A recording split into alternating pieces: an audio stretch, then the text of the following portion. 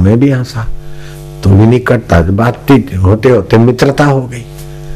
तो 2 दिन की मित्रता 3 दिन की मित्रता में हो गया। तो वो MBBS किए हुए थे और वो सब छोड़कर साधु बन गए थे और वहाँ शिवानंद डिवाइन लाइफ में रहते थे और उनकी कोई अच्छी स्थिति थी। और फिर वो वहां से भी छोड़कर स्वतंत्र फक्कड़शाही से रहते थे जैसे भी। तो मेरी उनकी मित्रता हो गई। तो मेरे को वो पूछते थे कि अच्छा तो आप वेदांताचार्य बनने को आए? क्या महाराज, बनना करना तो ये सब बेवकूफी की बात है, लेकिन व्यवहार में थोड़ा टाइटल होता है तो अच्छा लगता है, इसीलिए मैं क्या चला दे कर ले। बोले अच्छा ठीक है। फिर एक दिन हमारे आचार्य पढ़ा रहे थे तो वल्लभाचार्य की व्याख्या, फिर शंकराचार्य जी की व्याख्या, रामानुजाचार्य की व्याख्या गीता की। तो उसमें गीता के 6ठे अध्याय पर जब व्याख्याओं पर हुआ तो हमने थोड़ा, तो मेरे आचार्य बोला कि आप वेदांताचार्य की परीक्षा दिए हुए हैं क्या? आप वेदांताचार्य हैं क्या? मैं क्या नहीं, वेदांताचार्य बनने के लिए मैं यहाँ भर्ती हुआ हूँ। बोले भाई तुम तो इतनी व्याख्या कर रहे हो ऐसी। फिर शाम को नहाने को गया तो साधु ने कहा अभी तक बन रहे हो वेदांताचार्य? मैं क्या नहीं, हो गया नहीं बन रहा है। डिग्री नहीं चाहिए, डिग्री नहीं चाहिए। मेरे पढ़ाने वाले मेरे को बोलते कि आप तो कहीं नारायण। ऐसे हुआ, रामकृष्ण को भी एक बार ऐसी इच्छा हो गई थी कि मां बड़े बड़े आचार्य आते मेरे से प्रश्न करते हो, मैं तो पढ़ा नहीं और मेरे को विद्या पढ़ने के लिए क्या करना चाहिए, क्या ऐसा करके मां को प्रार्थना किया। और स्वप्न आया कि कोई कचरा है और उसमें कई कीड़े खटपटा रहे। हाँ, फिर माँ ने देखा है कि मैं विद्वान हूँ, मैं फलाना हूँ, ये फिर मरने के बाद ऐसे कूड़े करकट में कीड़े हो गए, छटपटाते। बोला ऐसी विद्या चाहिए? तो रामकृष्ण ने क्षमा याचना की, नहीं माँ जो तू दे वही ठीक है, मेरे को नहीं चाहिए। तो नहीं चाहिए तो फिर माँ ने जो दिया कि अभी तक रामकृष्ण के वचन बड़े बड़े विद्वानों को भी काम आते। तो आध्यात्मिक ईमानदारी की जो उन्नति है उसके आगे बाहर के प्रमाण पत्र और सर्टिफिकेटों की कोई आवश्यकता ही नहीं रहती। आध्यात्मिक उन्नति अगर ईमानदारी से हो गई तो आपका अंतर प्रकाश इतना होता है कि महाराज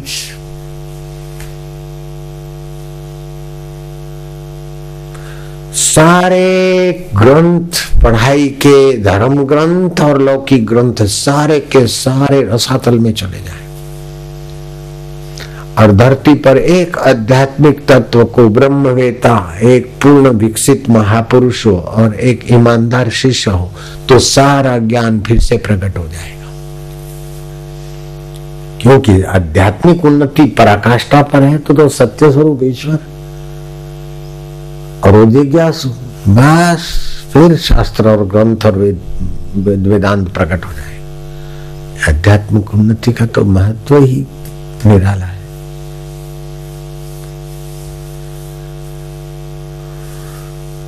तो विद्यार्थी में सत्वगुण कैसे आए, ये सवाल था कि प्याज, लहसुन, मूली आदि तमोगुण बढ़ाते, उनसे वो परहेज करे। दूसरा, सूर्योदय के पहले स्नान करने का आग्रह रखे, बासी भोजन ना खाए, भगवान नाम जप करे तो सत्व गुण बढ़ जाएगा। भगवत ध्यान, भगवत जिस किसी को फिर हल्की वस्तु या हल्के विचार वाले को स्पर्श से अपने को बचाए। केवल विद्यार्थी को सत्वगुण आए ये बात पर भी मैं इतना राजी नहीं होता हूं। हम सभी को सत्वगुण की जरूरत है। आपको जितने ज्ञान की जरूरत है उतना तो आपने सुन लिया है, खूब सुन लिया है। सत्वगुण नहीं है इसीलिए टिकते नहीं।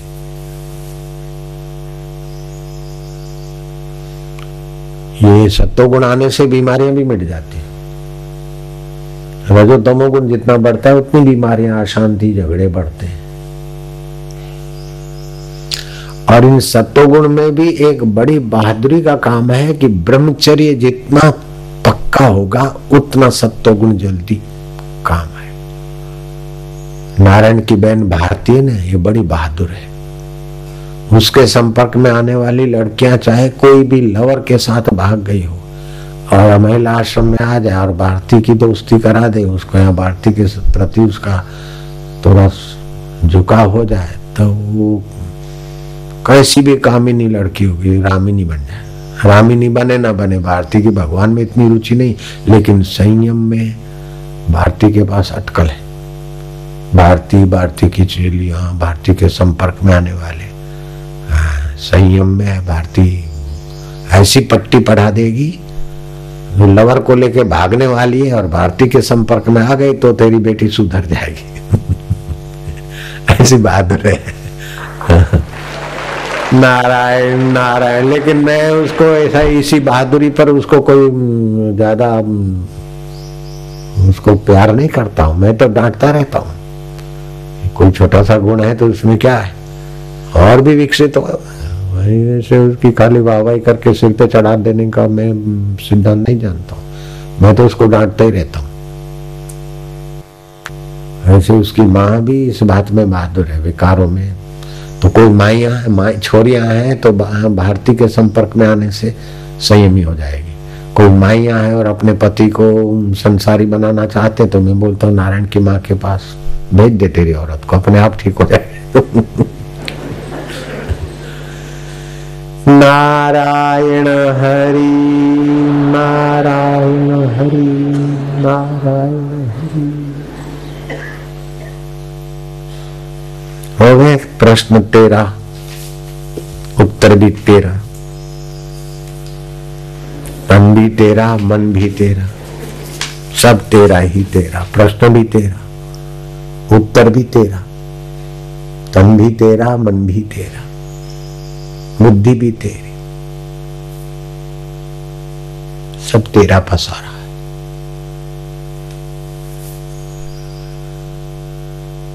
विद्यार्थियों को इष्ट देव पर, गुरुदेव पर एक टक सुरेश का संपर्क हो तो देखो सुरेश का कैसा आध्यात्मिक उन्नति के साथ लौकिक यश कैसा बढ़ गया।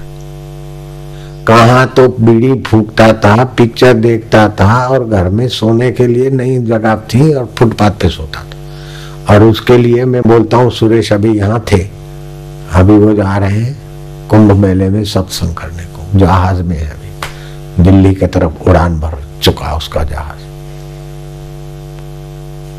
8वीं पढ़ के भूल गया था और कैसी आध्यात्मिक उन्नति से लौकिक उन्नति है बोलो। इतना तो कोई नेता का भी यश नहीं कि बापू उस नेता के लिए बहुवचन बोले, जयराम जी की, और बापू उस नेता को भेजें कि जाओ कुंभ में सत्संग करो। किसी नेता को मैं नहीं भेज सकता हूं कि जाओ कुंभ पे मेरे मंच पे प्रवचन करो। सुरेश को भेज दिया मैंने। तो विद्यार्थियों को सुरेश के संपर्क में आए ऐसी 5 दिन की शिविर मिल जाए, 4 दिन की शिविर मिल जाए।